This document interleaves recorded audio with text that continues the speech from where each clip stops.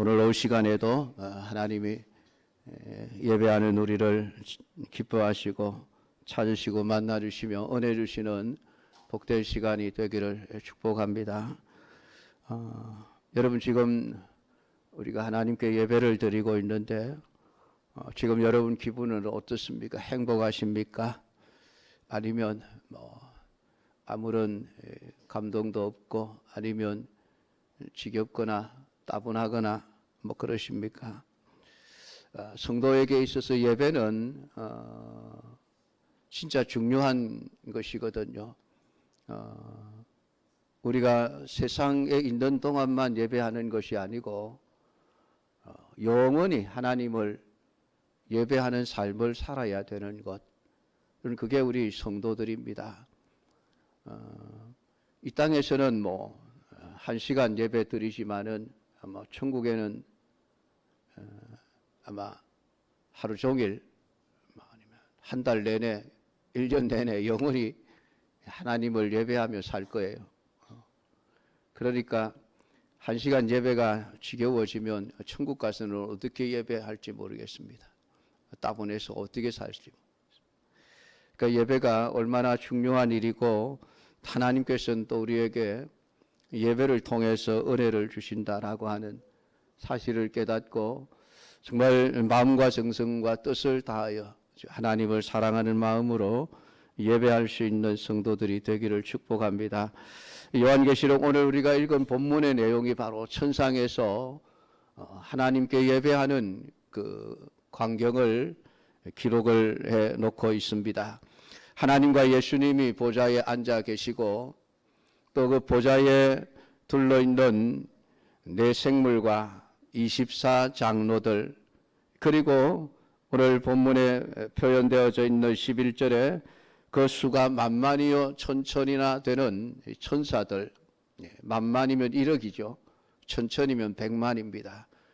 숫자가 정확하게 얼마나 되는지는 모르지만 요한이 볼 때에 엄청나게 많은 천사들이 모여서 하나님을 예배하고 찬송하는 그 장엄하고 아름다운 광경을 보았던 것입니다. 또 그뿐만 아니라 13절에 보면 모든 피조물들이 하나님께 찬송과 영광과 존귀를 돌리는 그런 하나님을 찬양하는 그런 노래를 부르는 것을 보게 되어집니다. 그리고 내 생물이 아멘하고 장로들은 엎드려 하나님을 경배하는 이 아름다운 모습을 이 사도 요한이 보고 지금 기록을 해 놓았습니다. 한번 여러분 상상 한번 해보십시오. 이런 예배가 얼마나 참 아름다운 모습일까. 천국에서 예배 드릴 때에는 조는 사람도 없을 것이고 딴짓하는 사람도 없을 것이고 진짜 하나님의 은혜에 감사하고 진심으로 하나님을 예배하게 될 것입니다. 오늘 그 예배의 자리에 우리 모두가 다 빠짐없이 함께 할 수 있는 은혜와 복이 있기를 주의 이름으로 축복합니다. 우리 예수님이 그 하나님의 오른손에 있는 두루마리를 받으심으로 말미암아 하나님을 향한 예배가 시작이 되어집니다. 그러니까 예배라고 하는 것은 하나님이 어떤 일을 하셨으며 예수 그리스도가 어떤 일을 하셨는가를 제대로 깨닫는 사람들이 하나님을 예배하게 되어져 있습니다. 물론 인간이 타락하기 이전에는 하나님에 의해서 창조된 모든 피조물들이 하나님의 존재하심과 그 권능과 영광으로 인해 영원히 하나님을 예배하도록 창조되었습니다. 그러나 아담과 하와가 범죄함으로 말미암아 사실은 하나님을 예배할 수 있는 자격을 잃어버렸던 것입니다. 그래서 지상의 예배에는 반드시 어린 양이 피를 흘리고 죽어야 하는 끔찍한 제사의 형태가 되어져 버린 것이죠. 그래서 구약시대의 제사에는 언제나 피비린내가 나는 그러한 제사를 하나님 앞에 드릴 수밖에 없었습니다. 그것은 우리 인간의 죄가 얼마나 더럽고 무섭고 역겨운 것인지를 생각나게 하는 그러한 제사였기 때문입니다.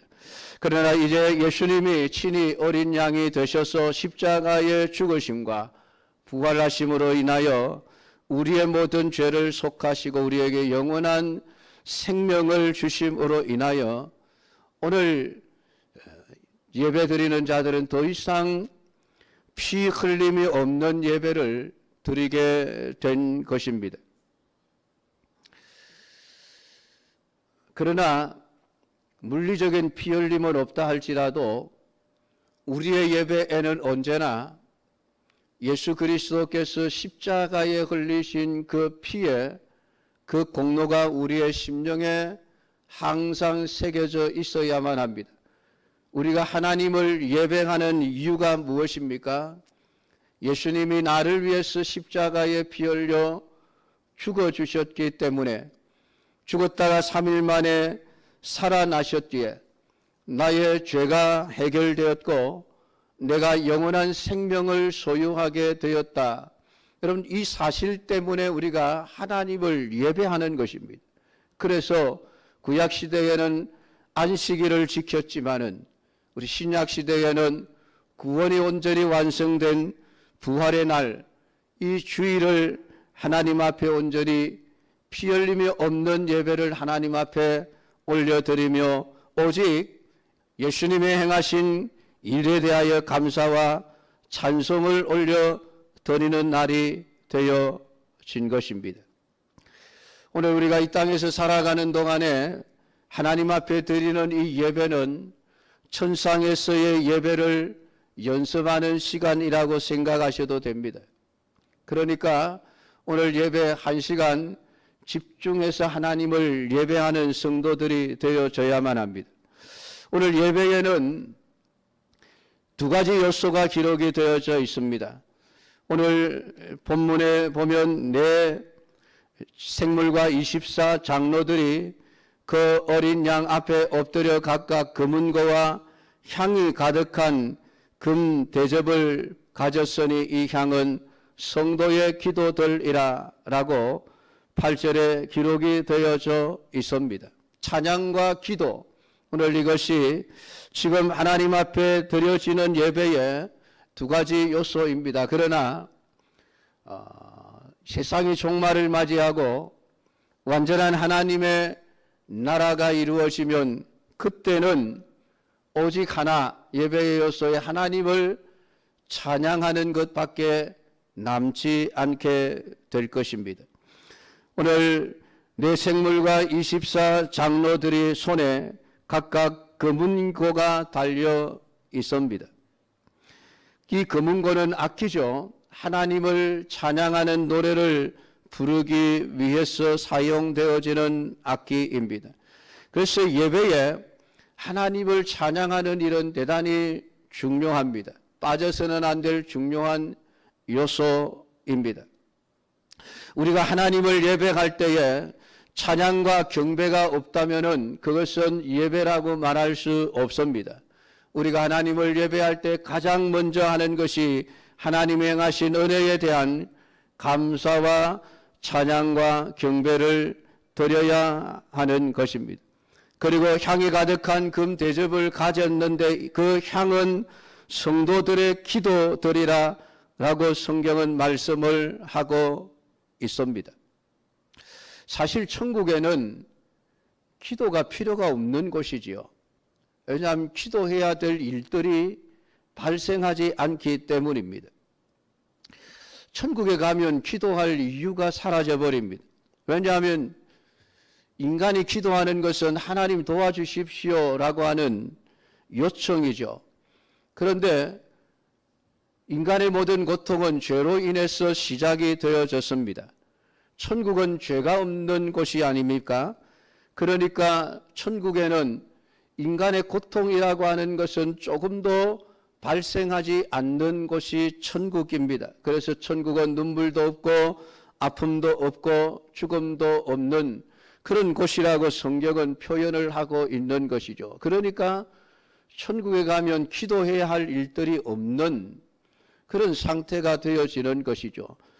그럼에도 불구하고 지금 이 기도가 존재하고 있는 것은 이 요한계시록이 기록되던 그 당시까지, 물론 예수님이 이 땅 위에 재림하시는 그 시간까지 이 땅에서 여전히 성도들은 고통을 겪고 아픔을 당하고 힘든 일을 겪으면서 때로는 억울하게 피해를 입으면서 마음속에 원한을 품고 살아갈 수밖에 없기 때문에 그때까지는 끊임없이 세상에 사는 성도들로부터 하나님 앞에 올려지는 기도들이 있을 수밖에 없었던 것입니다.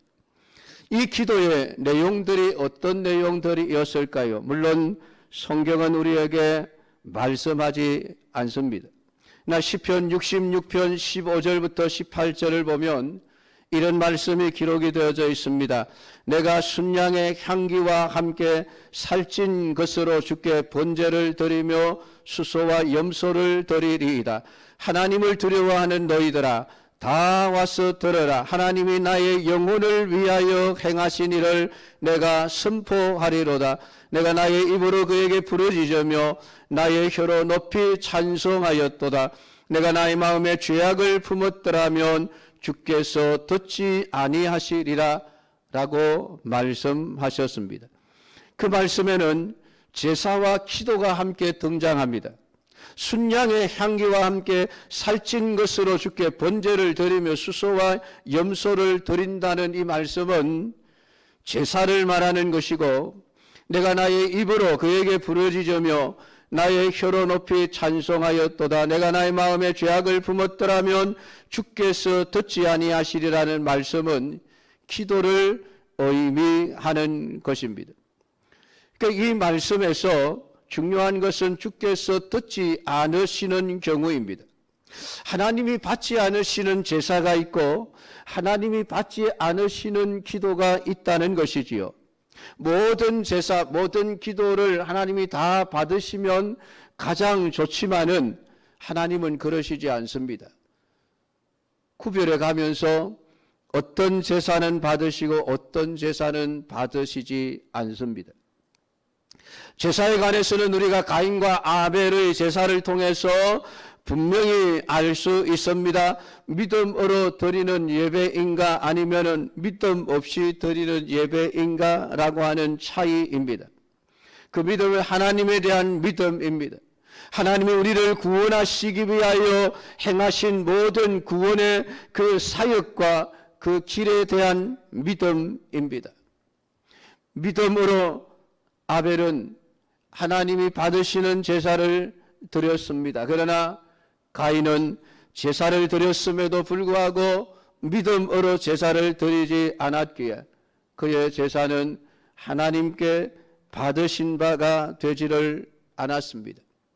아벨의 믿음은 어떤 믿음이었을까요? 그것은 결국 범죄한 아담과 하와에게 짐승을 잡아 피를 흘리시고 가죽 옷을 지어 입혀 수치를 가리워 주셨던 에덴 동산에서 하나님이 행하신 그 일, 그것이 우리 인간의 죄 사함을 받는 유일한 길이라고 하는 것을 믿는 믿음으로 하나님께 제사를 드렸다는 것입니다. 그래서 어린 양을 잡아 피 흘림이 있는 제사를 드렸습니다. 그것은 하나님이 주신 구원의 길에 대한 믿음이었습니다. 그러나 가인은 그러한 믿음이 없었습니다. 그냥 단순히 하나님께 아무거나 가지고 제사를 드리면 되지 뭐. 물론 자신이 농사를 지었지만은 곡식을 가지고 하나님께 제사를 드렸습니다.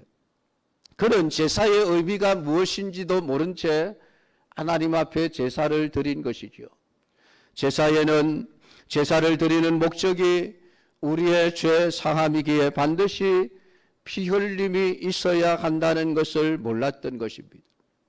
그래서 가인의 제사는 믿음이 없는 제사였다고, 그래서 하나님이 받지 않으셨다고 말씀을 하십니다. 여러분, 기도 역시 마찬가지입니다. 하나님이 받으시는 기도가 있는가 하면은 받으시지 않는 기도가 있습니다. 오늘 본문에는 그 기도가 향이 가득한 금 대접을 가졌는데 이 향은 성도의 기도들이라 아름다운 향기를 나타내는 기도로서 하나님 앞에 올려지는 그러한 모습을 보게 되어집니다. 이러한 기도들은 하나님이 받으시는 기도입니다. 그러나 하나님은 자신의 마음을 우리에게 분명하게 표현해 주셨습니다. 정욕으로 쓰려고 구하는 기도는 내가 절대로 받지 않는다라고 우리에게 하나님의 의도를 말씀해 주셨습니다. 하나님의 뜻과 상관없이 내 욕심만을 가지고 천하를 구한들 하나님은 그 기도를 받지 않으신다는 것입니다. 또한 시편에서는 죄악을 품은 마음으로 드리는 기도는 받지 않으신다라고 말씀을 합니다. 내가 나의 마음에 죄악을 품었더라면 주께서 듣지 아니하시리라. 어떤 기도라 할지라도 내 마음속에 죄악이 있다고 한다면 그 기도는 하나님이 듣지 않으십니다. 그래서 필요한 것이 피 흘림의 제사였습니다. 그 시편 66편에서 왜 제사와 함께 기도가 등장하는가를 우리에게 분명하게 가르쳐 주고 있습니다. 우리의 기도가 하나님 앞에 온전히 상달되기 위해서는 우리의 죄 문제가 해결되어지는 번제를 하나님 앞에 드리지 않으면은 우리의 기도는 죄악을 품은 기도가 되어져 버립니다. 그래서 죄 사함이 있고 난 이후에 드려지는 기도라야만 주께서 그 기도를 들으신다라고 말씀을 하신 것입니다. 참된 성도의 기도는 무엇입니까? 내 욕심과 내 뜻은 포기되고 오직 주님이 하신 일만 의지하도록 요청하는 것만 있을 뿐입니다. 내가 끝까지 주님만을 믿고 의지하며 살아가기를 원합니다라는 기도입니다. 그것이 그리스도 안에서 하는 기도이며 하나님은 그 기도를 들으십니다. 그래서 오늘 이 금 대접에 가득히 담겨 있는 향기로운 성도의 기도는 자기가 부인되어진 기도라고 말할 수 있습니다. 40일 금식 기도한다고 기도가 향이 되는 것이 아닙니다. 날마다 철야 기도를 했다고 해서 그 기도가 아름다운 금 대접에 담긴 향이 되어 하나님 앞에 드려지는 것이 아닙니다. 하나님 앞에 향기로운 기도는 내가 죽는 기도입니다. 내가 포기되어지는 기도만이 향이 되어지니 우리의 기도는 오직 하나님의 뜻을 구하는 기도가 되어져야만 하는 것입니다. 오늘 지금 이 요한이 보았던 그 시대에 하나님 앞에 올려지는 기도의 내용들이 어떤 기도일 것 같습니까? 하나님 우리 잘 먹고 잘 살게 해 주십시오라는 기도의 내용이 담겨 있었겠습니까? 절대로 아닙니다. 누가복음 18장 7절 8절 말씀을 보면 하나님께서 밤낮 부르짖는 택하신 자들의 원한을 풀어주지 아니하시겠느냐, 그들에게 오래 참으시겠느냐, 내가 너희에게 이르노니 속히 그 원한을 풀어주시리라. 그러나 인자가 올 때에 세상에서 믿음을 보겠느냐 하시니라 라는 말씀을 하셨습니다. 이 말씀은 한 가난한 과부와 불의한 재판관의 이야기를 하시면서 하셨습니다. 그 비유의 결론입니다. 사람들은 그 비유를 통해서 그저 끈질기게 기도만 하면 하나님이 들어주실 것이라고 믿고 그냥 때를 쓰듯이 기도하라고 가르칩니다. 그러나 그것은 오늘 마지막 결론 7절, 8절 말씀의 의미를 전혀 이해하지 못한 성경 해석입니다. 그 밤낮 부르짖는 택하신 자들의 원한, 이 원한이 여러분 왜 생기겠습니까? 성도들이 이 세상에서 정말 참된 믿음으로 살려면은 원한을 가질 수밖에 없습니다. 왜냐하면 세상이 우리를 싫어하거든요. 세상이 우리를 미워하거든요. 예수님을 미워하고 예수님을 핍박하고 예수님을 십자가에 못 박혀 죽게 만들었듯이 세상은 그리스도인들이 믿음으로 사는 것을 별로 좋아하지 않습니다.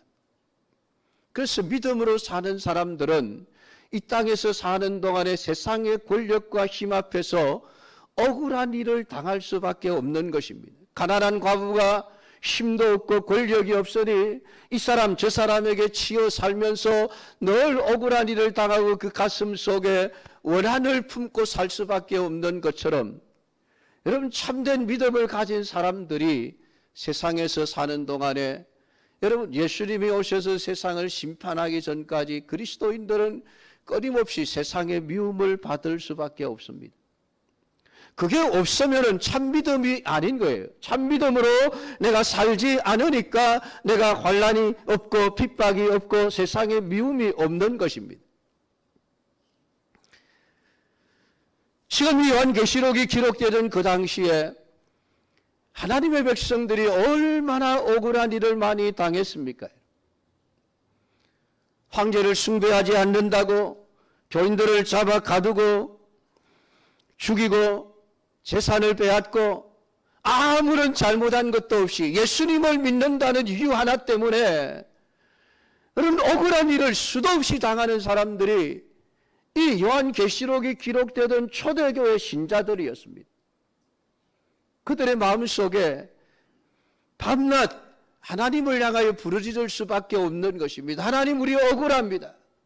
우리가 잘못한 일도 없이 왜 이렇게 핍박을 받아야 합니까? 왜 이렇게 미움을 받아야 합니까? 왜 내 집을 뺏겨야 하고 내 직장에서 쫓겨나야 하고 왜 내가 가진 모든 것들을 빼앗겨야 하며 내가 사람들의 눈을 피해서 숨어서 하나님을 찬송하고 기도하고 해야만 합니까?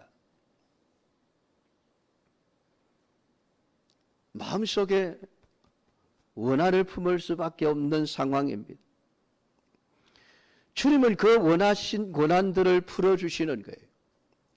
그런 상태에서 여러분 드려지는 기도가 오늘 이 향이 가득한 금대접에 담겨있는 그 향이라고, 성도의 기도들이라고 성경은 말하고 있는 것입니다. 그냥 하나님 잘 먹게 해주십시오, 잘 살게 해주십시오, 부자 되게 해주십시오, 직장에서는 성진하게 해주시고 시험치면 합격하게 해주시고, 이런 기도가 아니에요. 원한이 담겨있는 기도입니다. 내가 잘못해서 억울함을 당하는 것이 아니라 잘못한 것 없이 죄를 짓지 않았음에도 불구하고 예수 믿는다는 이유 하나 때문에 세상으로부터 미움을 당하기에 받을 수밖에 없는 억울함, 그 원한을 가슴에 담고 하는 기도인 것입니다.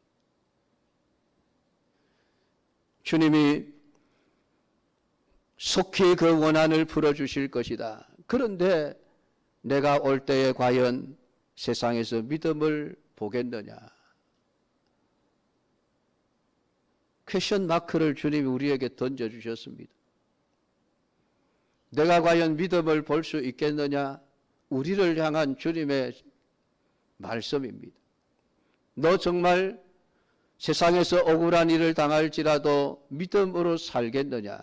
주님의 재림을 바라보면서 주님이 그 원한을 풀어주실 때를 기다리면서 억울한 일을 당해도 참고 누가 뭐라고 해도 오직 주님만을 믿는 믿음을 가지고 내가 세상을 살아가겠느냐? 우리를 향하여 질문하시는 것입니다. 어떻습니까, 여러분? 오늘 여러분의 기도의 내용들은 무엇입니까? 과연 금대접에 담겨있는 향기로운 그러한 향과 같은 기도가 하나님 앞에 드려지고 있습니까? 아니면은 여러분의 욕망만을 잔뜩 담아서 하나님 앞에 올려드리고 있는 것은 아니겠습니까?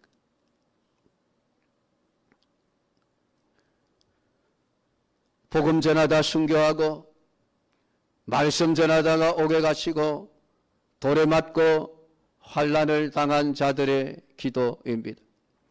핍박 중에서도 믿음을 놓아 버리지 않고 억울함을 하나님께 호소하는, 그래서 주님 어서 오시옵소서 하는 기도입니다. 빨리 오셔서 우리의 억울함을 풀어달라는 기도여야만 합니다. 지금 사도 요한과 같이 예수님의 이름으로 인해서 밥머슴의 귀양살이를 하고 있는 사람들과 같은 그들의 기도가 금대접에 담겨있는 아름다운 향의 기도인 것입니다. 오직 하나님의 뜻이 땅 위에서 이루어지리라 라고 하는 기도여야만 합니다.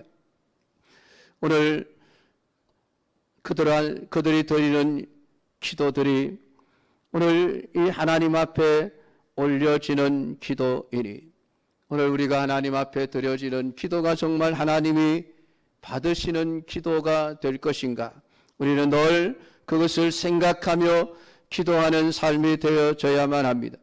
또한 우리의 예배는 찬양이 있어야만 합니다. 교회의 예배에 빼놓을 수 없는 것이 찬양입니다. 찬송을 부르지 않으면 예배가 아니라고 생각할 만큼 우리 성도들은 찬송을 신앙생활의 중요한 부분에 두고 있습니다. 여러분들도 찬송을 많이 부르고 또 좋아하는 찬송 한두 곡씩은 다 가지고 있을 것입니다. 아마 일을 하다가도 나도 모르게 콧노래를 흥얼거리며 찬송을 부르기도 할 것입니다.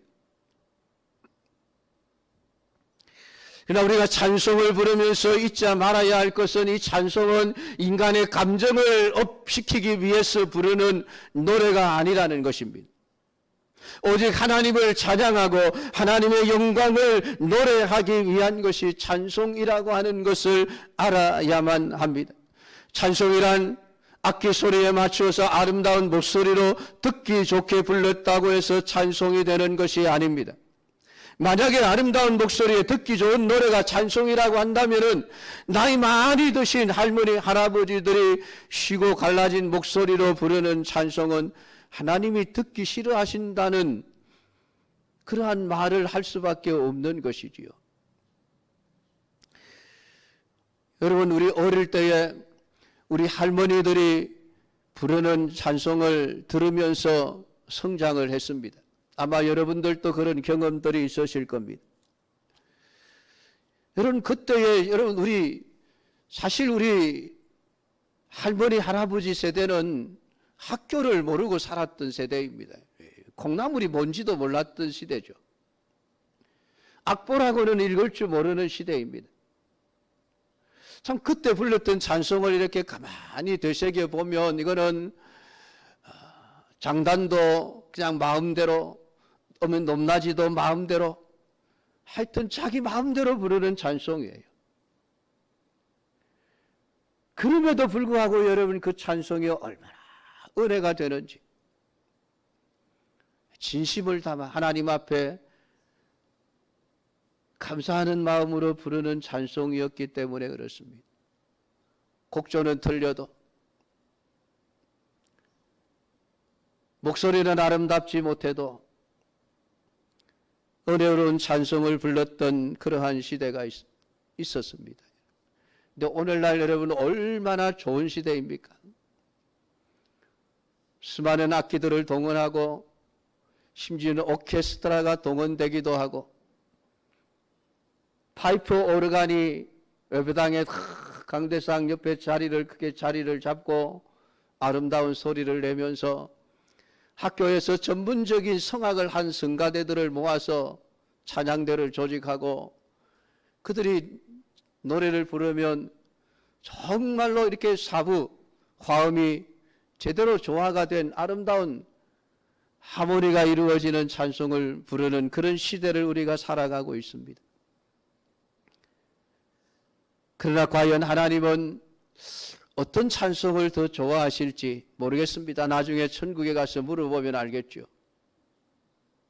중요한 것은 어떤 마음으로 찬송을 부르느냐라는 것입니다. 9절에 보면 그들이 새 노래를 불러 이르되 두루마리를 가지시고 그 인복을 떼기에 합당하시도다. 일찍이 죽임을 당하사 각 족속과 방언과 백성과 나라 가운데서 사람들을 피로 사서 하나님께 드리시고 그들로 우리 하나님 앞에서 나라와 제사장들을 삼으셨으니 그들이 땅에서 왕노릇 하리도다. 예수님이 어떤 일을 하셨는지에 대해서 지금 찬송을 부르고 있습니다. 예수님이 어떤 분인가를 찬송하고 있습니다. 두루마리를 가지시고 인복을 떼기에 합당하신 분이시기에 그 주님을 찬송하고 있습니다. 우리의 죄를 속하기 위하여 죽임을 당하시고 피로 우리를 사서 하나님의 자녀가 되게 하신 그 놀라운 구속의 사역을 생각하면서 하나님께 찬양을 드리고 있습니다. 또한 12절에 큰 음성으로 이르되 죽임을 당하신 어린 양은 능력과 부와 지혜와 힘과 존귀와 영광과 찬송을 받으시기에 합당하도다. 오늘 우리를 위하여 기꺼이 자기 생명을 아낌없이 내어주신 분이기에 모든 영광과 권능을 받으시기에 합당한 분이시라고 주님을 찬송하고 있는 것을 보게 되어집니다. 마지막 13절에서도 보좌에 앉으시니와 어린 양에게 찬송과 존귀와 영광과 권능을 세세토록 돌릴지어다. 모든 피조물들이 주님이 하신 일, 우리를 위하여 친히 사람이 되어 이 땅에 오셔서 모든 수치를 당하시고 욕을 먹으시고 침뱉음을 당하시고 결국은 십자가에 자기의 생명을 아낌없이 내어주신 예수 그리스도의 구속의 사역을 생각하면서 하나님 앞에 새 노래를 부르고 있는 것입니다. 우리의 찬송은 이러한 마음으로 불러야만 합니다. 그저 우리의 기분이 좋기 위해서 부르는 찬송이 아니라 주님이 나를 위해서 어떤 일을 하셨는지, 주님이 어떤 분이신지, 오늘 모든 영광과 존귀와 권능을 받기에 합당하신 분이시라고 하는 이 분명한 신앙의 고백이 담겨져 부르는 노래라야만 하나님이 그 찬송 또한 받으시는 아름다운 소리가 되어지는 것입니다. 그래서 주님은 어린 아이들의 찬송일지라도 내가 온전하게 하겠다라는 말씀을 하셨습니다. 사랑하는 성도 여러분, 결국은 이 노래를 누가 부를 수 있습니까? 세상은 부를 수가 없습니다. 주님의 생명책에 기록되어져 있는 하나님의 택한 백성들, 완전한 구원을 받을 하나님의 백성들이 하늘의 천사들과 더불어 결국은 모든 예수님이 하신 일들을 보며 모든 영광을 받기에 합당한 분은 주님 한 분뿐이십니다. 이것이 예배입니다. 진정한 예배입니다. 오늘 천상의 예배뿐만이 아니라 오늘 세상에서 우리가 믿음으로 살면서 드리는 모든 예배는 이러한 마음으로 드려야만 합니다. 그래서 우리의 예배는 속죄를 위한 예배가 아니라 속죄의 은혜에 대한 감사의 예배여야만 하는 것입니다. 여러분 예배 드리러 오실 때에 감사하는 마음을 가지고 오십시오. 주님이 나를 위해서 어떤 일을 하셨는지를 생각하면서 주님께 찬송을 부르시고 내가 온전히 세상에서 그저 내 욕심을 이루기 위한 것이 아니라 하나님의 뜻이 이루어지고 내가 온전히 믿음으로 살면서 억울하게 당하는 원한들을 가지고 주님 앞에 나와서 기도하고 하나님께 영광을 돌리는 참된 예배자들이 다 될 수 있기를 주님의 이름으로 축복합니다. 기도하겠습니다. 하나님 아버지 은혜를 감사드립니다. 오늘도 우리가 요한계시록의 말씀을 읽고 천상에서 내 생물과 24장로와 천천만만의 천사들과 모든 피조물들이 우리 하나님과 예수 그리스도를 향하여 영광과 찬송을 돌려드리는 아름다운 예배의 광경을 우리가 묵상해 보았습니다. 하나님, 우리 중에 한 사람도 그 자리에 빠지는 자들이 없도록 우리가 다 나중에 천국에서 그 아름다운 예배자의 삶을 살아갈 수 있는 은혜를 허락하여 주시옵고, 지금 이 땅 위에서 아무리 힘들고 어려워도 이 믿음의 길이 아무리 좁고 협착하여 찾는 이가 적을지라도 믿음으로 이 길을 걸어갈 수 있는 은혜를 허락하여 주옵소서. 세상에서 억울한 일을 당할지라도 믿음을 놓아버리지 않고 끝까지 달려갈 수 있는 성도들이 되게 하옵소서. 아버지 하나님, 이 시간에 안나전도회와 이전도회가 건축헌금을 드렸습니다. 주님의 이름으로 축복하오니 이 두 기관이 우리 교회 많은 기관들 가운데서 더 큰 은혜가 있게 하시고 더 큰 믿음의 역사가 일어나게 하시고 더 큰 사랑이 있는 모임이 될 수 있도록 주께서 성령으로 함께 하시며 저들을 통하여 하나님의 권능과 능력과 영광을 나타내시옵소서. 예수님의 이름으로 기도드리옵나이다. 아멘.